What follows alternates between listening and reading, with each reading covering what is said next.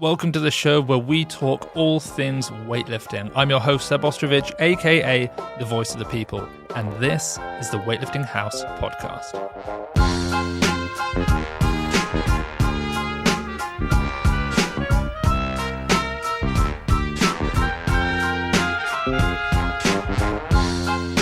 Hello and welcome back to this week's episode of the Weightlifting House podcast with your host, Seb the voice of the people, joined of course by the people's predictor, Nick Grew. And on this episode we're going to talk about the new Olympic qualification system. We might touch on the fact that Lash Talakadze is returning, and Nick has come prepared. He's actually got a list of questions. He's looking happy in your new sweatshirt. Yeah, we're both rocking the 90s sweatshirt today, aren't we? Yeah, I've got a battle tee underneath as well. You've got the joggers on. And I've got the sweatpants. Yeah, I came prepared. Yeah. For an audio-only podcast. I've come looking my best. He's actually got none of that on. I do. I'm fully locked and loaded. So, as a lot of you will have heard, the qualification pathway for the Olympic Games is released. It's finally been released. We've been talking about it. First time I remember talking about it was at Worlds in Norway, because it became known that they were going to change it.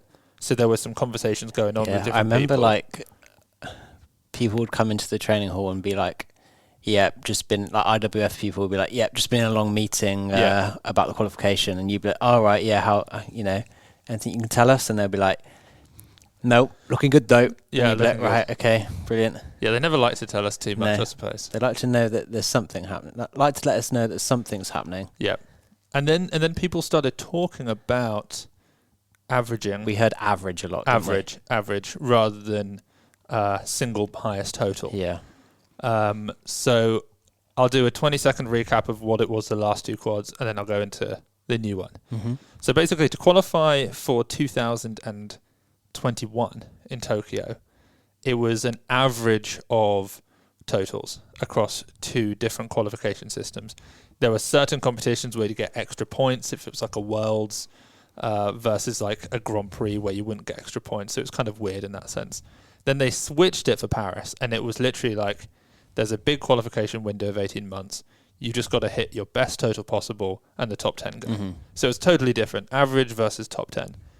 This time, we're going back to essentially averaging. So the way it's going to work is athletes have to get 5 totals, and they're going to total up those totals, and whoever's in the top 8 rather than the top 10 will now go to the Olympic Games. Was there a reason that it was switched from the Tokyo qualification to the Paris? The complete switch up? I think there were a lot of people who weren't happy about it because there were things like, if you were injured or you missed out on getting enough competitions in a certain period, you were screwed. So they brought that back, which is nice. Yeah. So if you're an injured athlete, you might be screwed. At least that was the benefit of the last one. You could be injured for the first sort of year almost. You could be injured and then come back and lift a big total and make the games. Whereas now it's like you need to be healthy throughout this entire 18-month period, basically, or you're just not going to be able to qualify because you need too many totals. So I'll explain it a little bit more. There are 2 periods, and you have to get 3 totals in the first period. You can get more, but they're going to take your top 3 from the first period, your top 2 from the second period, and then add them together, which is essentially averaging out in many ways. I mean, it's the same sort of thing. It's just going to look different on paper.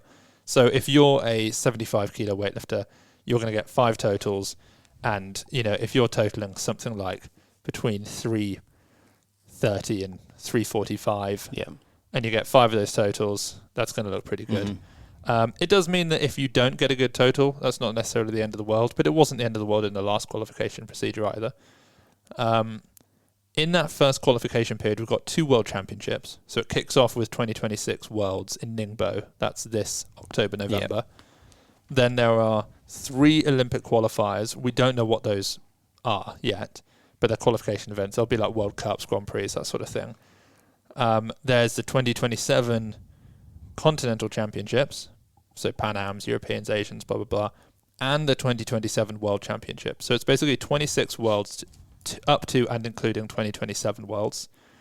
And then the new period starts straight after that Worlds in which we're going to have a continental championships, presumably early in 2028, like they did in Jimma 2024. We had like Asians and Europeans in February. It's going to be like that sort of thing. There'll be a World Championships in April, which I'm really excited about. So rather than it being after the Olympic Games, there's going to be a pre-Olympic Games World Champs in Kazakhstan, which will be unreal. And there are 2 Olympic qualifiers. So out of 4 opportunities in period 2, you've got to get 2 totals at least. They'll pick your top 2 from that period. And in period 1, they'll pick your top 3 out of a possible 6. And then well done. And then you've got to get in the top 8. And then, so last time it was get in the top 10 plus some caveats. This time it's get in the top 8 plus some caveats. The caveats are basically the same. There are tripartite spots, there are universality spots. I don't exactly understand how that works. There's like a bidding process of like underrepresented I think it's countries or areas. Almost underrepresented countries in the whole Olympics rather than just weightlifting. And then if there's someone who's lifted in weightlifting who can then fill that spot, it goes to them. So an example in the past we've seen would have been Yasmin Stevens, who got one in Tokyo for Malta. You see some like African countries picking them up as well.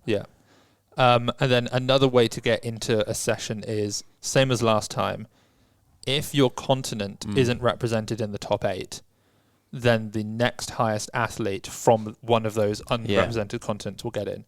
So it never happens with Pan America, Asia, or Europe because they always have athletes in the top 8. But is that with Europe sometimes?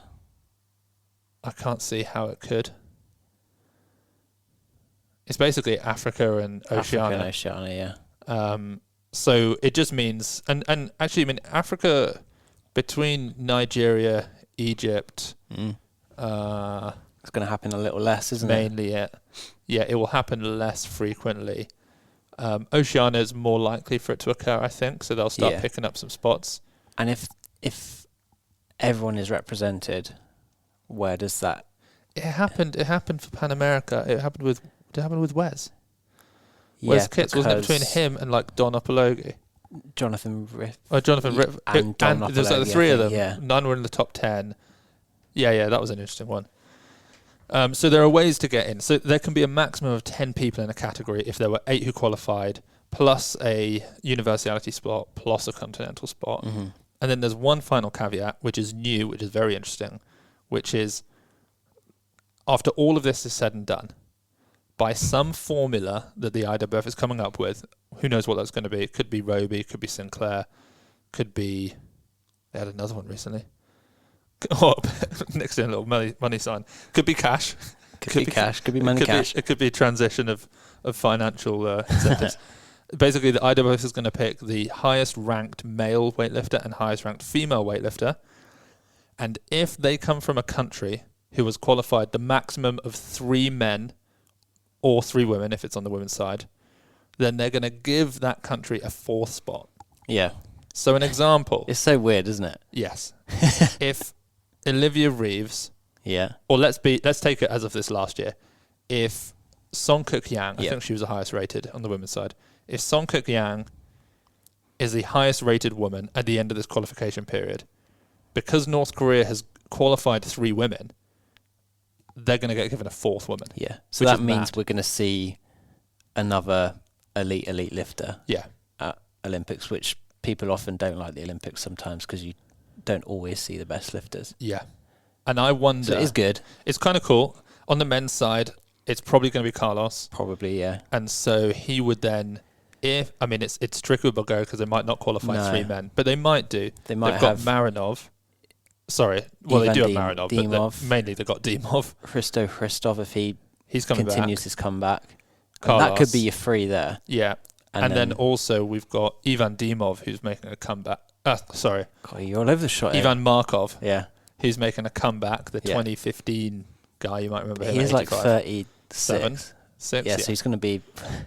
But he could be the 4th one that gets brought in, which would be funny. Or they might have someone else that's slightly higher ranked.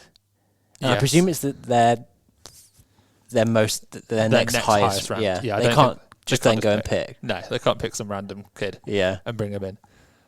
Then there's also the fact that, just like last time, so it's 3 athletes per gender and not only one athlete per category per country. So that whole Rizki Rahmat thing is still an issue. Yeah, although it seems like Indonesia may have separated that. Yeah. But what I'm thinking is, I wish they didn't have that rule. They can still have the three, but they can take two. But you could take two. Then it's if they want to do that and have the chance to not get 2 golds, that's fine. Because sometimes they these countries don't have another. Well, most of the time they're not looking for 3 gold medalists. No. So like if they've got 2 people who could be 4th and 8th, bring them in. Yeah, Indonesia last in Paris. They could have got 1 and 2. Yeah, gold, silver would have been nice. God, that would have been a good. That would have been really good session. We've never said that before, I don't think. No. So that's it, basically. Yeah. Comments, questions? Okay. What do we expect to see? How's this going to change, like, competition tactics? How's the competition going to look now compared to what we may have traditionally sought for the Paris qualification? Are we going to see less risky attempts? That's what people have said. I don't think we'll see less risky attempts. So for the first, 9 out of the 10 competitions, or 8 maybe, I think everybody's going to play, let's get some really good performances in. Let's get some totals in. Let's get some totals in. By the end of the qualification period, where you see, okay, I've got 1,398 points and this other person's got 1,399 points. Yeah. I'm going to have to go big at this competition to move ahead of them. We're going to see the risk ramp up. Yeah. And the risk will also ramp up towards the end of the first period. Once people have already got 3 totals that are decent, they'll be like, all right, well, I've got 3 good totals. True. I'm just going to push the 27 world champs in Yerevan, Armenia. Let's just go big. See what happens. So I think the opportunities for really consistent, good meets where people actually care about their totals and their positioning at the world champs, but then also that Worlds in Kazakhstan is going to be unbelievable. Mm-hmm. I'm very excited for that. So I think there's not going to be a Worlds. Obviously, there'll be Worlds, then Olympics, and then we're going to have to wait from the summer to spring. Yeah, for a competition. I think I remember hearing somebody we're going to be at one itching point to get something, then, aren't we? Someone was talking about 2 Worlds. I remember hearing that once. Yeah. I mean, I feel like, can't Bahrain do a really nice big Grand Prix or something? Do something. Yeah. I'd love that personally, because like you said, we're going to be chomping at the bit. Yeah. If it's August until April, I can't do that. We'll be doing more tier 3s in the UK, I think. Yeah, we will. We'll be travelling. We'll be doing whatever we can to get our weightlifting fix. I mean, we might have to shut down. Yeah. We trade on the fact that weightlifting's happening. If weightlifting stops, it's not great for business.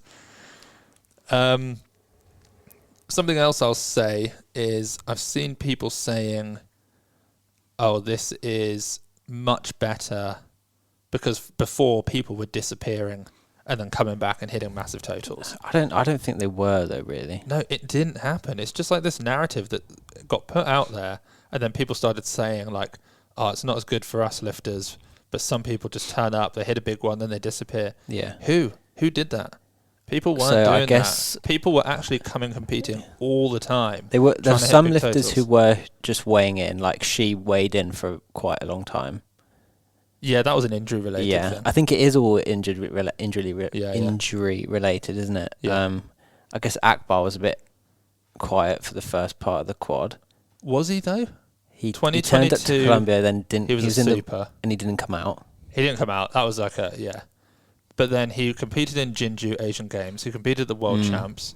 He competed at the Asian Champs. He competed at the Last Chance Qualifier. A lot of the time he was in that heavier weight class, wasn't he? But 109, 102. And he did another Grand Prix. So I think he competed a fair amount. So I think that's unfair. There are some negatives that I've seen from people, which is funding to go to these competitions is tough. Yeah. So we've mentioned this before about we've mentioned this about Nigeria. We don't see those athletes enough. Madagascar as well. They've got good athletes, but they don't always come to competitions. If they have to come to 5 and guarantee totals of 5, if anyone bombs out, if they can only afford 5 comps, and they bomb out on one of them, they can't go.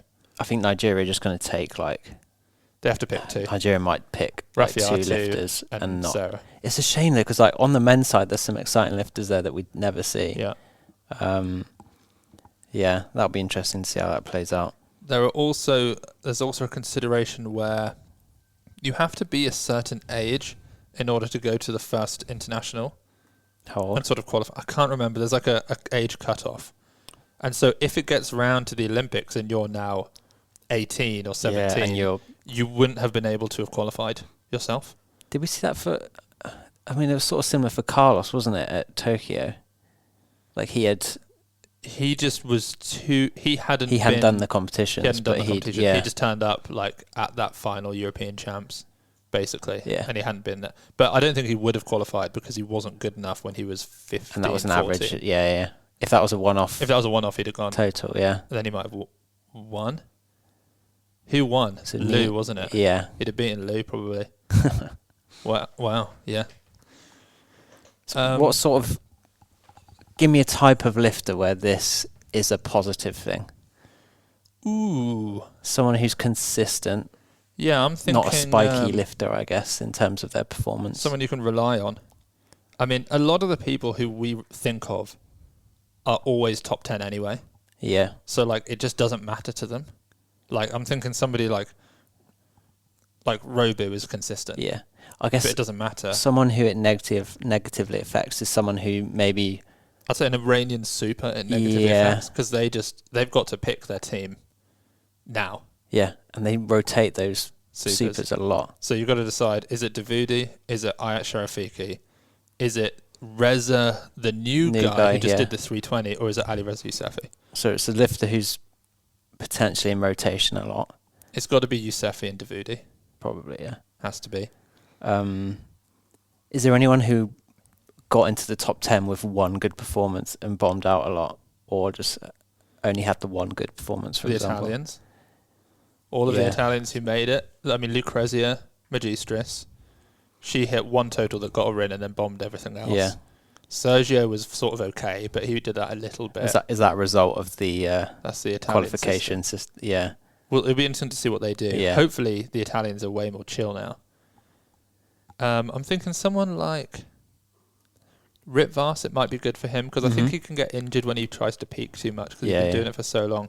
If he can just come in and go like 50, 80 and hit that at a bunch of comps and then get more than he needs in so that later in each qualifying period he can be like, I'm going to try and peak for 55, 90. That would be great for him. Yeah. So it's the top 8 now. Yeah. So you're removing 2. Yeah. So anyone who's on that peripheral of the sort of from 8th place to 12th. Except that was 10 out of 5 classes, which is 50. And now we've got the This is now 8 out of 6 classes.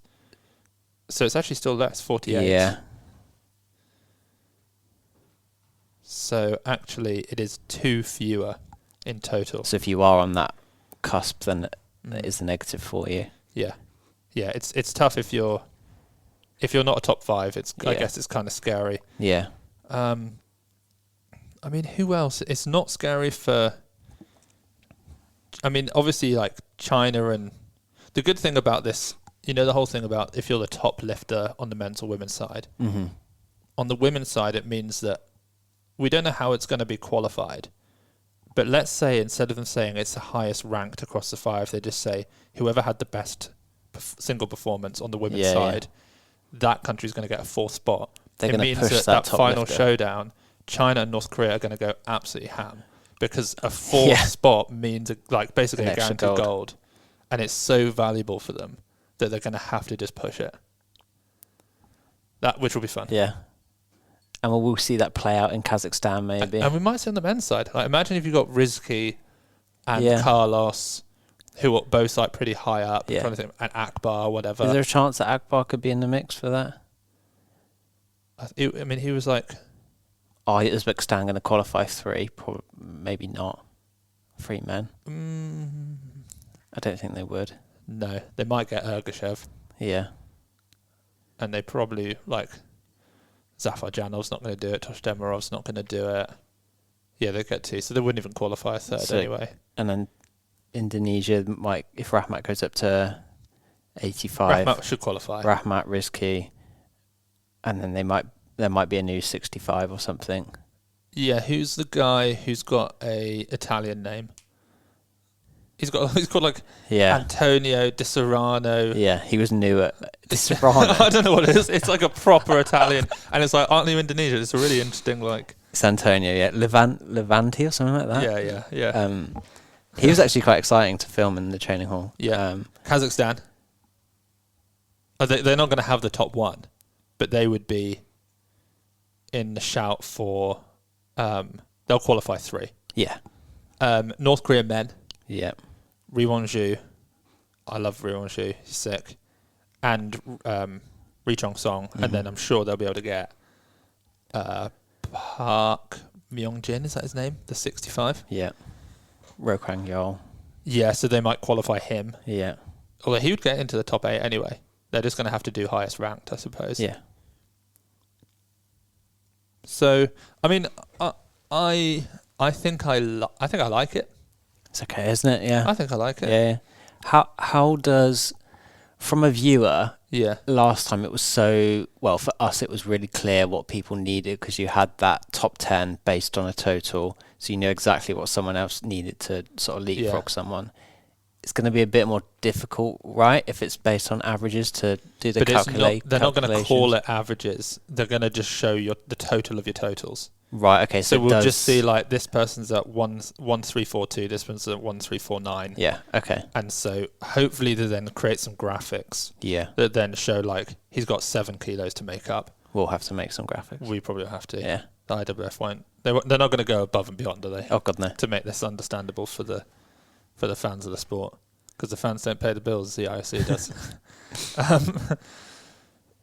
How do you think Kazakhstan is that competition will look compared to how Thailand was, because that will be the last chance qualifier, I mean, right? as an actual competition, it will be.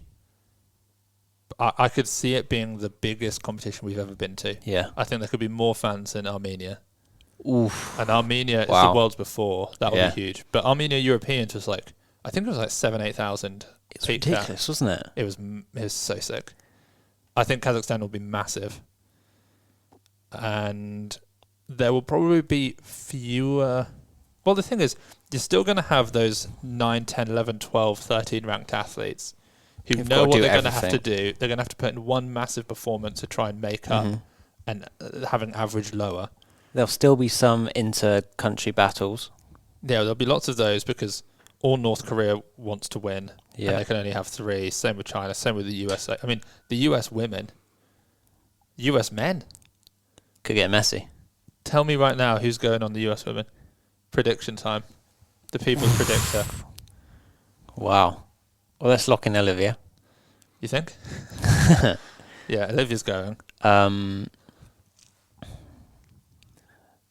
Women's supers. Yeah, here we go. There's slightly less depth when you get to the supers, so it tends to be a little easier getting into the top 8 now. It will be. 8. So you've got Chelsea versus Mary there. Yeah, Chelsea's still way down right now, but give her time. If she's got enough time to get onto the teams. Mm-hmm. I wonder what she needs to qualify for a... Shout out to Chelsea for... She picked up some of the 90s collection, and then we mentioned her in the news show like the next day. So you've got a super there on the women's. And then... They'll at least get in the top 8. Yeah. Yeah. And then we're going to look at... Matty's going to go to 86. She's going to have to. Yeah. She wasn't top 10. She was. She was. She just wasn't high enough ranked compared to the others. She could get in top 10. So she'll have to rank higher than someone like Miranda Ulrey at 50... What is it, 53? It's 53.61. Yeah, so and Miranda someone like Katie Stepp or 61. Sophia Shaft. And there's a 69. Olivia's going to go 77. She's going to do 69 Pan Ams, and then she's going to go back up to 77 for a class. So at 69, who can the US qualify? It's like Abby Cooper. I don't know who else is that. Who else came to Worlds?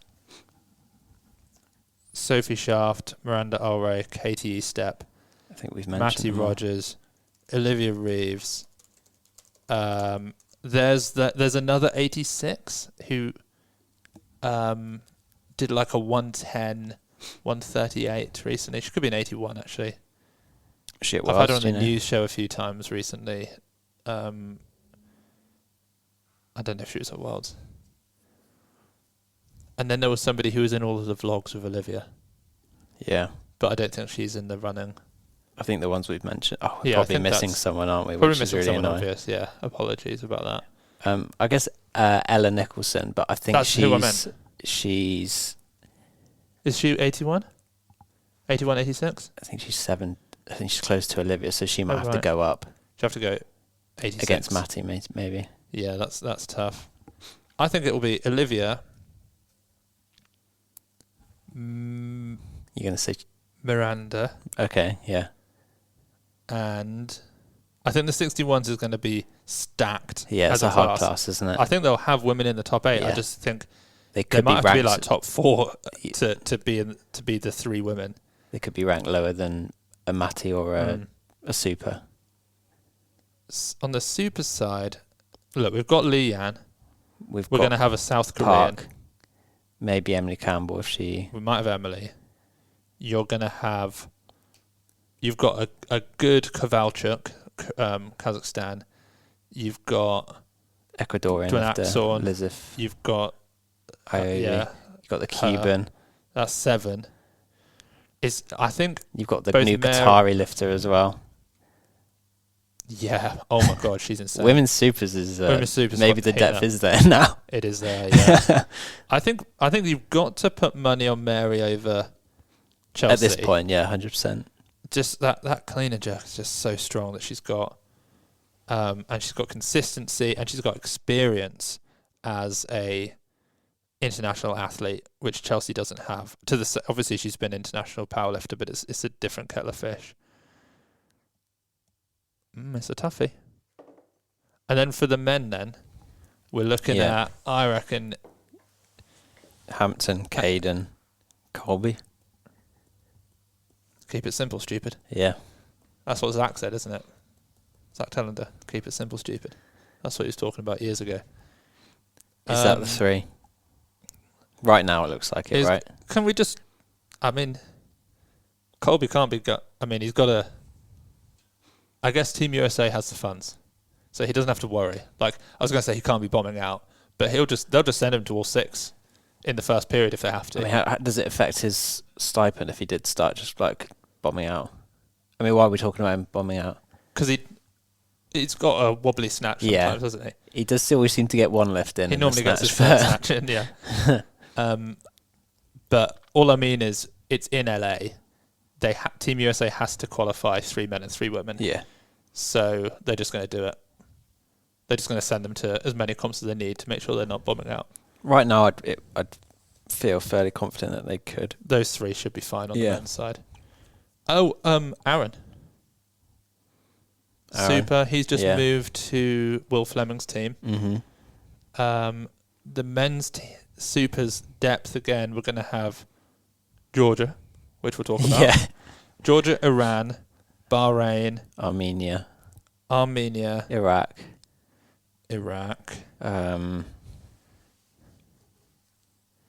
USA, Japan, South Korea. Yeah, South Korea. It gets a bit sparse after that, doesn't it? Yeah. New Zealand? Maybe, New Zealand. Netherlands? Or Germany? Germany. Isn't Enzo trying to move? Oh, yeah, good shout. I mean, pure speculation. We've just seen him with Team Germany a lot recently on Instagram and stuff. Is that it? Yeah. I think he's training it in Germany at the moment. Right. Similar thing for Aaron then. He's got to improve his consistency. But again, he's going to get sent to everything if he needs to. There's going to be a lot of priority access for the top US athletes at this quad. Yeah. So it's kind of interesting. Any other questions you've got on that? Anything we might see at Continentals in a few months' time based on this news? is there going to be start to see a shift in terms of weight classes, or is it doesn't matter yet, so we might see it later on in the year? Sorry, I'm being awful here. I've just had to pick up my phone because editor Alex just sent me a question about a video that we need. That's what I've got to deal with. I know, sorry about that. This current Continentals? Yeah. Are we going to see anything yet that is sort of implicated because of these new... I mean, there's an implication that the weight classes are changing. So yeah. I realised that Olivia's dropping to 69 because that gives her a chance, because Pan Am's are after Asians. So it gives her a chance to beat what Song Kuk-yang does. Mm-hmm. And lock so in that a she world can record. lock in world records in 2 weight categories. Yeah. The only issue is, will Lao Guifang go 77 at Worlds? At Asians. Take her. And take hers, and then she's cut down to 69, and then she can't beat what Song Kuk-yang said. So Olivia could walk away with 6 world records or none. Or none, yeah. That will get locked into the history books. But no, I don't think there'll be a big change. I mean, too soon. Caden might be 85. Might be 80. He's going up to 80. He's going up to 85. Yeah. So he might be 88 because he might not be cutting down to 79 in preparation. Yeah, true. Which is a big move. Probably he would cut. How do you feel about him going 85 over 75? I feel bad about it. I mean, I think he'll qualify. Yeah. I think not that he will. I think he can qualify there. But I felt better about him being a 75. But also, that 75 class is going to be, when you think about it's going to be more stacked, actually, isn't it? It might be. I think he might be a better lifter at 75. But he might rank higher at 85. He might rank higher at 85, yeah. 75 is silly. So there's a few 73/79s that we know are going up. Abdo, Caden, probably Rahmat. Yeah, Abdo, Caden, Rahmat. That should be it. And then we'll see coming down Churkin, Rizky, Ri Chong Song. Coming up, Sebastian Olivares, Yamamoto, Wirafon Wachuma, Yusuf Gench. Gench. You know what? Maybe going up to 85 is just the smarter move. Do you know somebody's going to miss out of that top 8 who shouldn't be missing out in the 75s? How many are there? Just run them through. Ri Chong Song, Alexei Churkin, Rizky Jinsir. Churkin could go up to 85. He was an 81, but he probably should go 75. Yeah. Sorry, I've ruined your flow there. No, that's all right. Rizky, Ri Chong, Churky. Wirafon. Wirafon goes up. Yamamoto goes up. Riwon Zhu goes up. Masanori, did I say him? I might have said Miyamoto. Same person. I'm getting confused now. Who did we not say? Gench goes up. Heiyueji goes up. That's already 9. Yeah. Ritvars. Ritvars is in a bad place. Oh boy, yeah. Ryan Grimsland stays at 75. That's a shout from Team USA. Yemberdi. Yeah, Yemberdi. Maybe they'll keep Yemberdi there and they'll put Churkin up. I wouldn't be mad about that. Churkin at 85 would be really fun. Put a bit of pressure on some of them.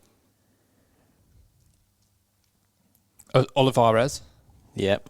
So you're on 12 now. I think I'm on 10. Oh no, Yemberdi 11. Yeah. So yeah, that's going to be absolutely sickening. So some of them are going to miss out. Yeah, it will be. Disgusting. Gorsakian. I think he should go 65. He used to be 67. He's had a bit of a shocker with all these weight changes. He keeps changing. Yeah. All right, I reckon that's.